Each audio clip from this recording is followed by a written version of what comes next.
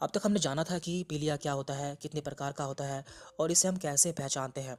इस वीडियो में हम जानेंगे कि पीलिया का इलाज कैसे किया जाता है। देखिए, पीलिया एक बीमारी नहीं है, पीलिया एक सिम्टम है जो कि किसी बीमारी के कारण होता है। तो पहले हमें इसकी बीमारी पहचाननी होती है, यानी कि कौन सी बीमारी हुई है, उसके बाद ही हम इसे ठीक कर पाते हैं। जैसे यदि किसी को हेपेटाइटिस हुआ है तो हमें हेपेटाइटिस का इलाज करना होता है। किसी को यदि गॉल स्टोन यानी कि पित्त की थैली में पथरी है तो हमें उसका इलाज करना होता है। यदि किसी को लीवर सिरोसिस हुआ है तो हमें उसे ठीक करना होता है, तभी मरीज का पीलिया ठीक हो पाता है। लेकिन यदि हम बात करें most common cause of jaundice यानी कि जॉन्डिस या पीलिया होने का मुख्य कारण क्या है, तो वो होता है हेपेटाइटिस। तो हेपेटाइटिस क्या है? हेपेटाइटिस एक वायरल इन्फेक्शन है जो कि हमारे लीवर में हो जाता है। तो हेपेटाइटिस 5 प्रकार का होता है। Hepatitis A, B, C, D, E, जिसमें से कि 90% जो होता है वो हेपेटाइटिस ए होता है, जिसके कारण हमें जॉन्डिस हो जाता है। तो हम इसी के इलाज के बारे में बात करेंगे।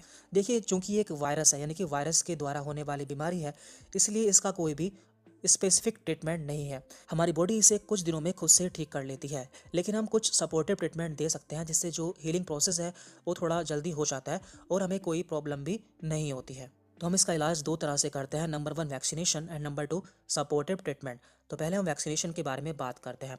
तो जब भी किसी को हेपेटाइटिस ए हो जाता है तो उसे हेपेटाइटिस ए की वैक्सीन लगाई जाती है, जो कि कई सारे ब्रांड नेम से मिल जाती है, जिसमें से इसका एक काफ़ी पॉपुलर ब्रांड नेम है हैवरिक्स। तो इसकी 2 डोज लगाई जाती हैं। तो डोज कैसे लगाई जाती है उसके बारे में भी हम जान लेते हैं। तो इसमें एज के हिसाब से अलग अलग डोज लगाई जाती है।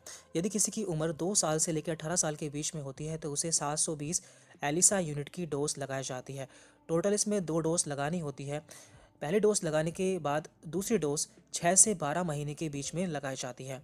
इसके बाद यदि किसी की उम्र 18 साल से ऊपर होती है तो उसे 1440 एलिसा यूनिट की डोज लगाई जाती है। इसमें भी टोटल 2 डोज लगाई जाती हैं। इसी तरह से इसमें पहले डोज लगाने के बाद 6 से 12 महीने के अंदर दूसरी डोज लगाई जाती है। बात करते हैं इसके सपोर्टिव ट्रीटमेंट की। जैसे कि आप जानते हैं ये एक वायरस इन्फेक्शन है, तो वैसे तो इसके लिए कोई दवा अवेलेबल नहीं है, लेकिन आयुर्वेदा और होम्योपैथी में इसके लिए काफ़ी अच्छी अच्छी दवाएं हैं जो कि इसमें काफ़ी अच्छा काम करती हैं और काफ़ी डॉक्टर्स द्वारा दी भी जाती है। तो पहली दवा है Li52DS, जो कि एक आयुर्वेदिक दवा है और हिमालय कंपनी द्वारा बनाई जाती है। तो इसकी 2 गोली बीडी यानी कि सुबह शाम लेनी होती है। दूसरी दवा है स्वाबे कंपनी की पेंटारन 23। यह एक होम्योपैथिक मेडिसिन है।